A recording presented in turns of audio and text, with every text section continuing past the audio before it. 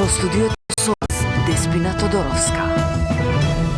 Добар ден и ви благодарам за вниманието. Уште еден 72 годишен пациент почина од западно-нилска треска на инфективната клиника. Оттаму информираат дека пациентот бил во многу тешка состојба и со повеќе коморбидитети. Ова е 6-ти смртен случај, додека бројот на заразени од вирусот се искачи на 51.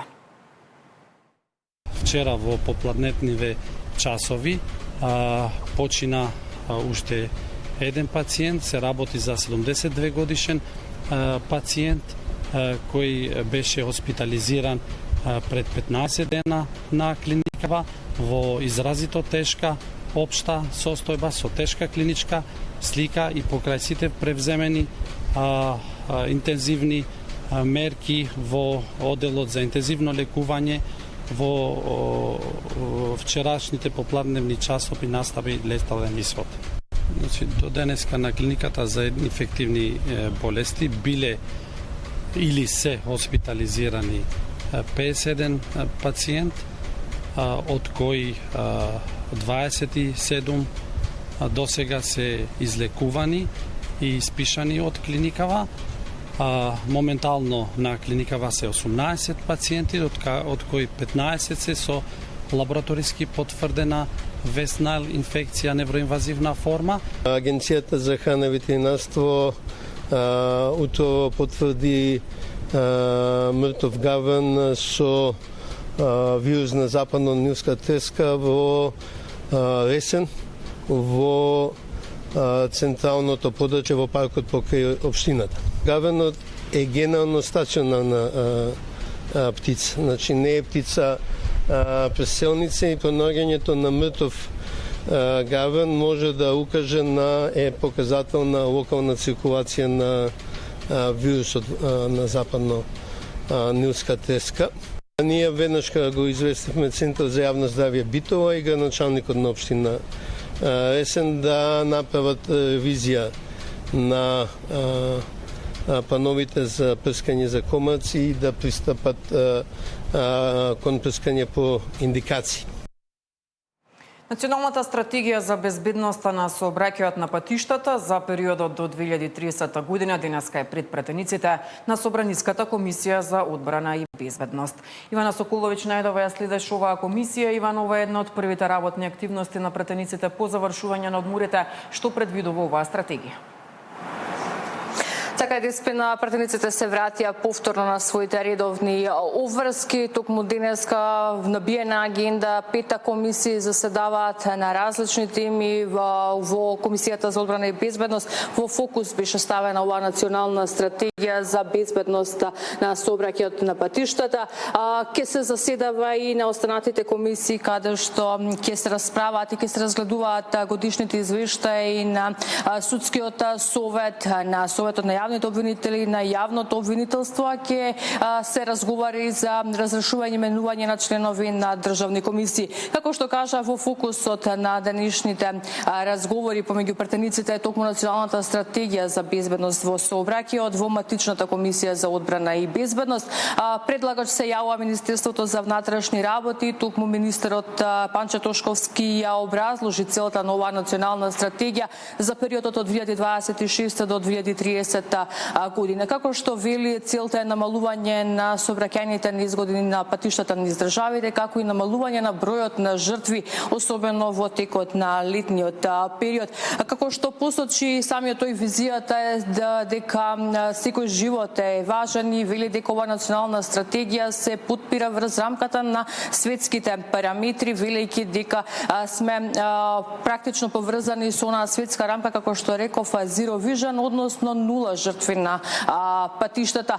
Вели дека во ова национална стратегија се предвидува намалување на бројот на сообраќајни жртви, повредени, сообраќајни незгоди за 50% и како што рече, очекувањата се заедно со проектот Safe City намалување или дури 90% намалување на оние сообраќајни незгоди кои што настануваат поради неносење на соодветна опрема на патиштата, особено мислејќи на оние сообраќајни незгоди со мотоцикли. Токму сподели една информација дека само во август месец до денеска од оние жртви кои што се регистрирани на патиштата, најголемиот дел се направени токму со мотоцикли, а од 6 жртви на патиштата дури 4 биле токму поради немање соодветна опрема и од страна на мотоцикли. Еве го планот кој што тој го представи и очекувањата за онаа програма со намалување на дури 50% на сите овие сообраќајни незгоди, повредени и жртви на патиштата.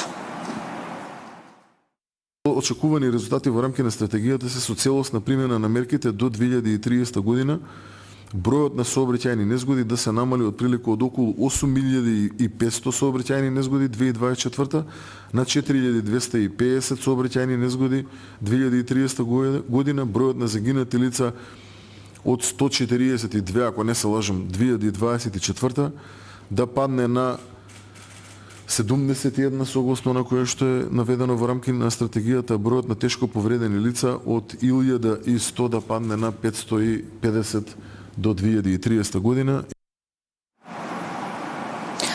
Овие се очекувањата кои што Министерството ги има со оваа национална стратегија. Она што беше важно е дека ниту еден од пратениците, ниту една од пратеничките групи на останатите политички партии не беше против ваквата национална стратегија.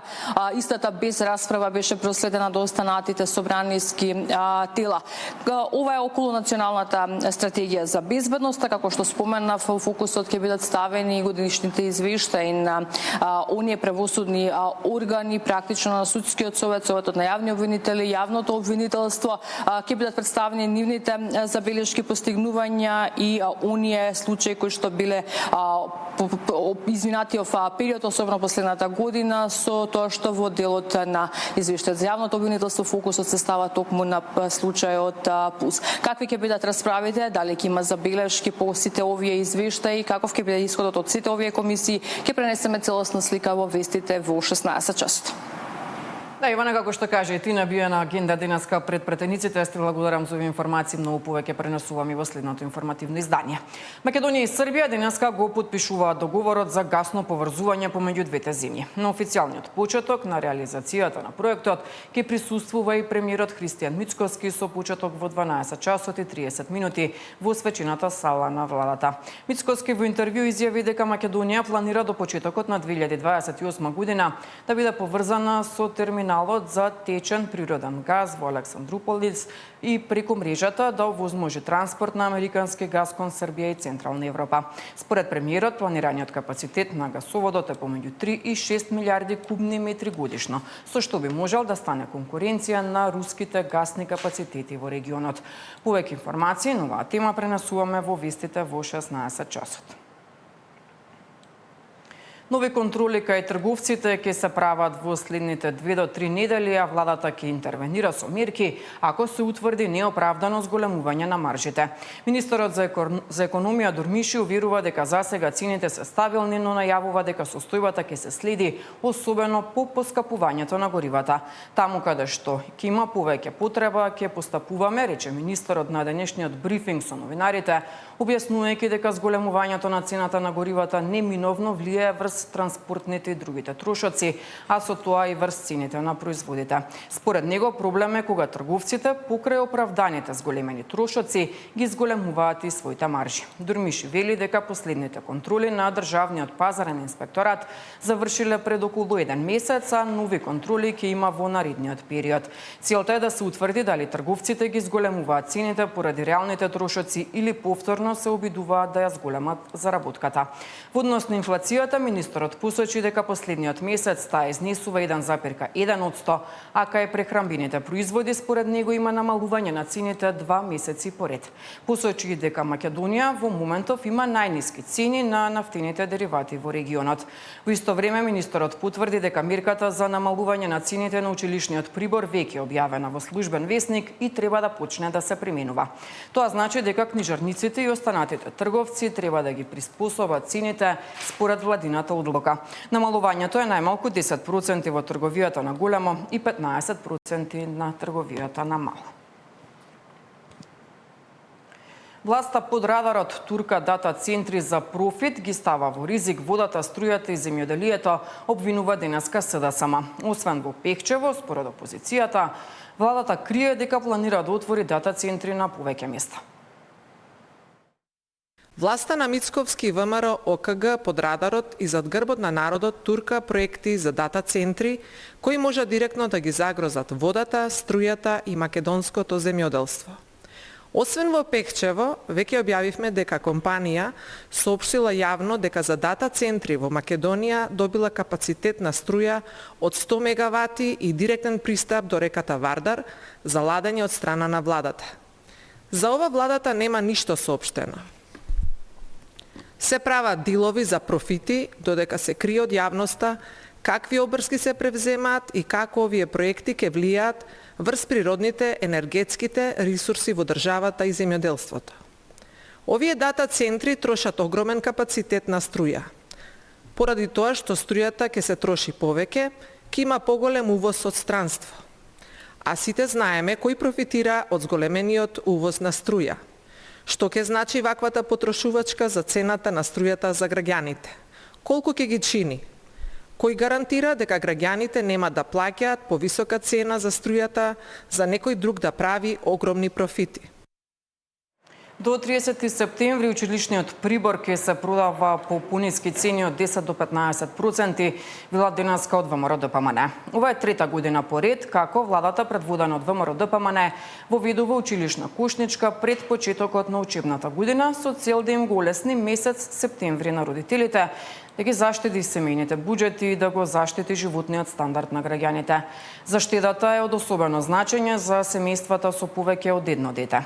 Со оваа мерка целта родителите да им го обезбедат потребниот училишен прибор по пониски и по пристапни цени, а септември да биде момент на радост и подготовка за новата учебна година. Со вакви конкретни мерки владата предводена од ВМРО-ДПМН продолжува со политики кои носат директна корист за граѓаните и придонесуваат кон заштита на животниот стандард, стои во писменото соопштение ова утро испратено од владачката ВМРО-ДПМН.